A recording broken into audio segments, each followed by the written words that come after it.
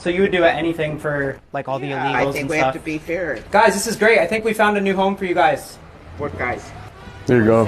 Is that your bus? Yeah. I don't understand what this is all about. This is all the immigration. They're gonna move into your house. They are not.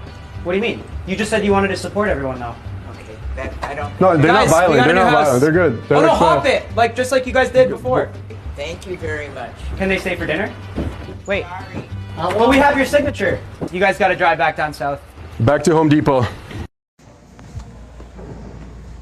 Attention inside and outside areas. The winner of the 2024 presidential election is Donald J. Trump.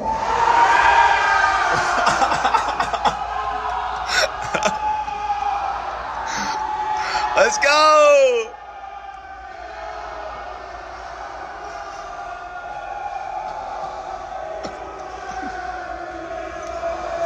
Hope your day gets better. Shut the fuck up!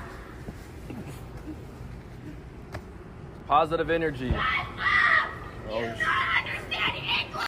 I would go as far to say that I would purchase a Glock, and if you and I are walking on the same street and it's dark out and you're a white male, you have to be white for this to count, okay? If you're a white male, even if you don't approach me, I will shoot you. Yeah, I know. So, has to be on the street, you and I, has to be at nighttime. During the day, not so much, but at nighttime, okay? And you have to have very white skin, and be a male. We have seen one estimate that says it would cost $88 billion to deport 1 million people a year. I don't know if that's accurate or not. Is that what American taxpayers should expect? What price do you put on national security? Is that worth it? Is there a way to carry out mass deportation without separating families?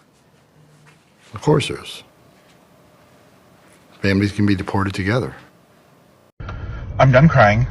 My sadness is over. My anger has set in. I am a very petty person, and I am very proud of that. Love it about myself, actually. And so I say this in the most disrespectful way possible. I don't care if you are my family.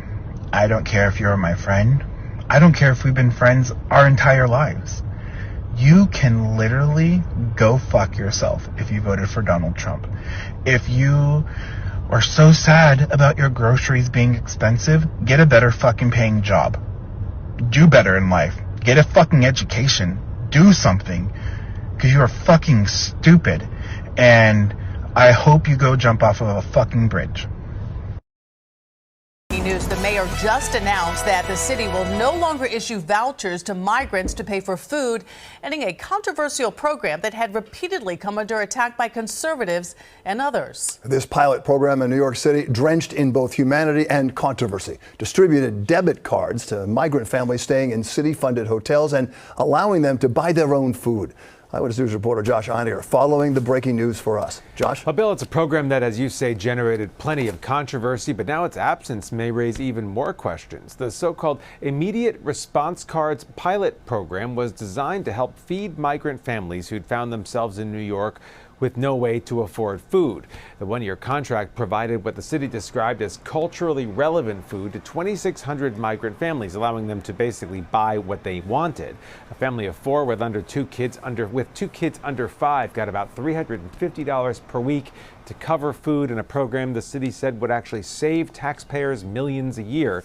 It also reduced food waste. You may remember the food the city had been providing in migrant shelters was seen as not culturally sensitive to the needs of some migrant groups, and it ended up just going to waste. For more than a year, the city was groaning under the weight of more than 200,000 asylum seekers. Officials say the migrant population has actually reduced lately.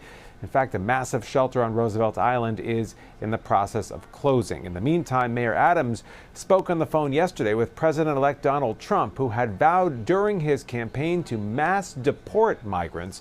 Aside from congratulating him on his win, though, Adams today would not say what they discussed. How did we get here? How did we get here? What in the Alice in Wonderland nightmares is going on right now? All I can say is how fucking dare you. You live in one of the states that it was, close. Or if you didn't vote, fuck you. Senate race. It's not going to happen. Republican Kevin Go Kamala. will be returning to the Senate. I chose family. I chose women. I chose America. I love you. Oh, fuck, is this still happening? All I've ever known politically is hatred. Oh no, it's not only known hatred. I'm not saying that those people, those individuals should be sort of ridiculed or condemned. I know a lot of you will really get off on it. Like, what I'm saying is, what is making them feel that way? In the same way that we can be directed to sort of drink sort of Coca-Cola when it's sort of not really very good for you, and I like let my children drink it. Like, what kind of conditioning, what kind of coaxing, what kind of propaganda has led people to think that what's about to happen is so significant and so against their interests that it warrants this degree of emotion? I'm done. I'm done. I'm done. I'm done with you. I'm done with you and your mother and your sister. I'm just done with all of this. I'm sorry to all my friends who are Trump supporters. But you don't understand how scared of this man I am. If this guy does end up winning again, all of the people who voted for him will be like happy and they'll just be celebrating.